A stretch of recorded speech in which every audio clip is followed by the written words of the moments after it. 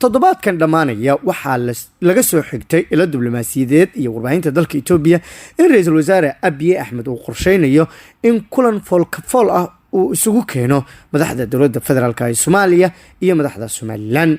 macluumaadka la helayo waxa uu intaa ku darayaa in ra'iisul wasaare Khayre iyo Muuse Biixi Cabdi uu Abiy Ahmed ku casuumay magaalada Addis Ababa si labada mas'uul ay markaasi u kala matalaan Muqdisho iyo Hargeysa ugana wada hadlaan waxa u dhaxeeya labada dhinac.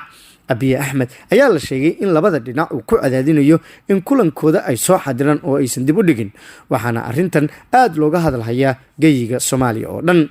haddii ay suuro gasho kulankan waa markii ugu horeysay oo muddo 3 sano ka badan ay madaxda ka socota dowladda federaalka Soomaaliya iyo Somaliland ay hor fariistaan tan iyo kadib Siilaanyo iyo sidoo kale dowladdii Xasan Sheekh Maxamuud.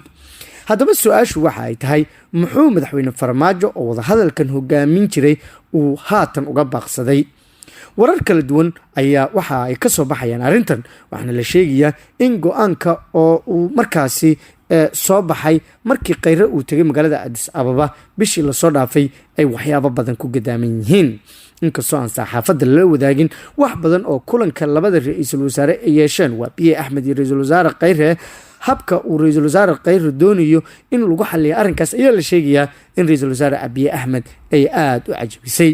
sidoo kale Abiy Ahmed ayaa ku qanciyay madaxweyne Farmaajo in arrinta Somaliland uu uga dambeeyo ra'iisul wasaaraha dalka Soomaaliya mudane Xasan Cali Khayre, maadaama madaxda Somaliland ay aad u dhisbadeen warar filla Soomaaliya ka soo baxay oo ay ka mid ahayd in Farmaajo iyo Abiy oo wada socda ay tagayaan Hargeysa.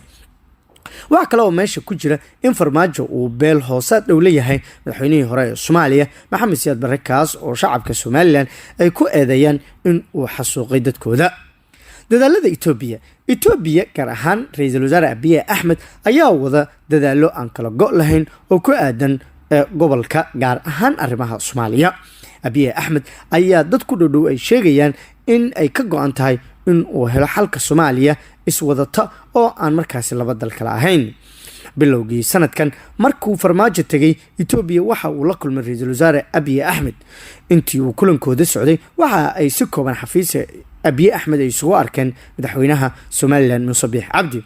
inkastoo la qariyay macluumaad badan oo kulankan lagu gurfeeyay, haddana waxa markii uu Muqdisho yimid madaxweyne Farmaajo uu ku dhawaaqay raaligelin ay dowladdiisu siisay shacabka Somaliland, waxaana uu ka raaligeliyay dhibkii ay dowladdii Maxamed Siyaad Barre u geysatay shacabka reer Somaliland. waxaa kaloo jiray in markaasi dhowr arrimood oo ka mid yihiin sida wax loo xalinayo halkaas lagu gorfeeyo. markii intaas kadib uu madaxweynaha Soomaaliya sheegay nabad iyo nolol iyo taageerayaashooda, waxa ay baraha bulshada ku baahiyeen in Farmaajo iyo Abiy Ahmed oo wada socda ay ka degi doonaan magaalada Hargeysa, laakiin arrintaa ma dhicin. dadaalka Itoobiya waxa uu ahaa mid aan kala go' lahayn, waxaana Abiy oo arrinkan isku xilqaamay oo xitaa la tashiyo la sameeyay madaxweynaha dowlad deegaanka Soomaalida Itoobiya, waxaana la tashadaas uu ka sameeyay dhinacyo kala duwan. marka dadaalka Itoobiya ee arrinkan ka geysanayso ma ahan mid kooban. Somaliland ma ku kalsoon tahay Itoobiya? sida aad hore ula socoteen madaawadayaal, kulamada iyo wadahadalada Soomaaliya iyo Somaliland waxay ka soo bilowdeen dalka isu taga Imaaraadka Carabta xilligii dowladda Sheekh Shariif Sheekh Axmed, laakiin markii dambe waxa lagu qabtay dhowr kulan isxigay dalka Turkiga. waxaa la sheegayaa in Somaliland aysan ku qancin Turkiga.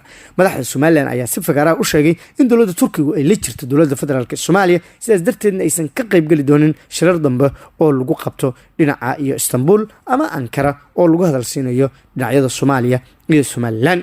sidaas darteed ayaa waxa ay door bideen Itoobiya. waxaa la sheegay in Itoobiya ay haatan aad ugu qanacsan yihiin madaxda Somaliland. dowladda federaalka Soomaaliya madaxweyne Farmaajo oo saaxiib dhow ah Abiy Ahmed waxa la sheegayaa in iyaguna ay ku qanacsan yihiin in Itoobiya ay dhexdhexaadiso. haddaba iyadoo arrimahaasi ay jirto oo aanu fiirin doono maxay Itoobiya ka faa'iideysaa in labadan dal ay heshiiso iyo dhinacyo kale, ayaa shalay aan fiirino magaalada Hargeysa waxaa ka hadlay madaxweynaha Somaliland Muuse Biixi Cabdi. Muuse Biixi Cabdi wuxuu ka hadlay wararka sheegaya in ay kulmaan madaxda dowladda federaalka Soomaaliya iyo madaxda Somaliland, waxaanu ganafka ku dhuftay arrintaasi. wuxuu sidoo kale sheegay in adduunyada xilligan kulan noocaasi oo kale aan loo soo jeedin oo markaasi caabuqa coronavirus lala dagaalamayo. bal wax yar aan idinka maqashiyo hadalkii Muuse Biixi Cabdi. dhinaca kale gudoomiyaha golaha guurtida Somaliland Saleebaan Maxamuud Aadan ayaa isaguna sheegay in Somaliland ay leedahay dalal cadow ku ah oo ay ka mid tahay dowladda federaalka Soomaaliya.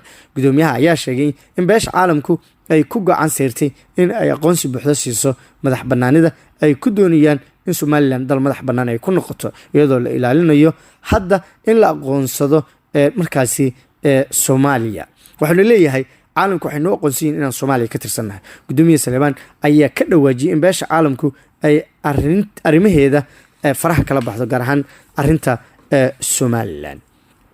dhinaca kale muhiimad noocee ah ayuu leeyahay haddii aan ku soo laabano wadahadallada. muhiimad weyn ayuu leeyahay markaad fiiriso Hargeysa iyo Muqdisho.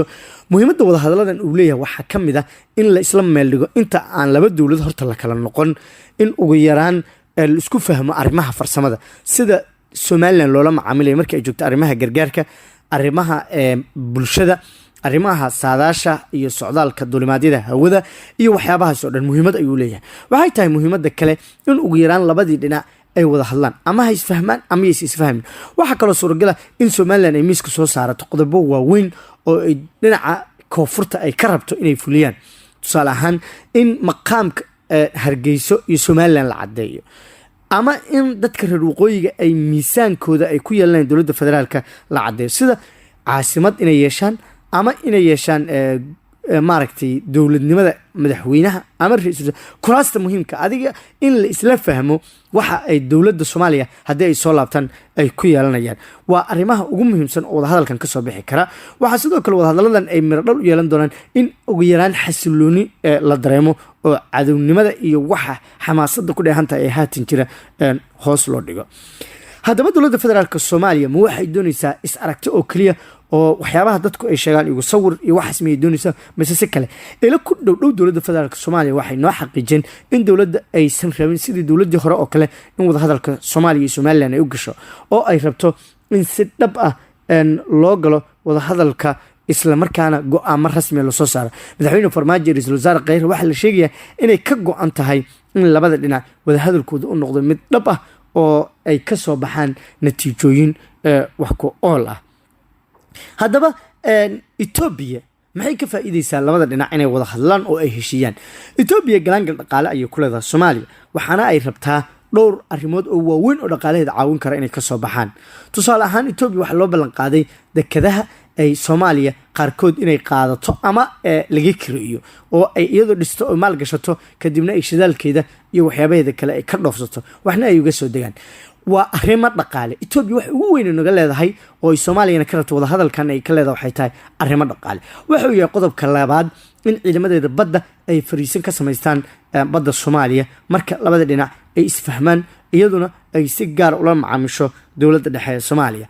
waxay sidoo kale saaxiibtinimada Ethiopia ay rabtaa inay ka sii fogaato inta haatan ay joogto oo ay ka dhigto mid daa'in ah oo Soomaaliya ay aad ugu dhawaato. Soomaaliya iyo Ethiopia waxay u muuqdaan haatan in saaxiibtinimadooda ay aad u soo dhawaanayso. dhinaca kale maxay madaxweyne Farmaajo iyo sidoo kale ra'iisul wasaare Khayre ka faa'iidayaan Ethiopia? waxaa la sheegayaa in Abiy Ahmed uu ballan qaaday ra'iisul wasaaraha iyo madaxweynaha Soomaaliya in doorashooyinka soo socda uu labadooda midkii musharaxa uu taageeri doono. sidaas darteed madaxweyne Farmaajo laga taageeri doono arrimaha ku qotoma doorashooyinka, taas oo ah ciwad ama bedel aad u wanaagsan. si kastaba ha ahaatee waayadan dambe waxaad moodaa in Soomaaliya iyo Ethiopia ay aad isugu soo dhawaanayaan, halka booskii cadowtooyada ee Soomaaliya iyo Ethiopia ka dhaxaysa la geeyey dhinaca Kenya.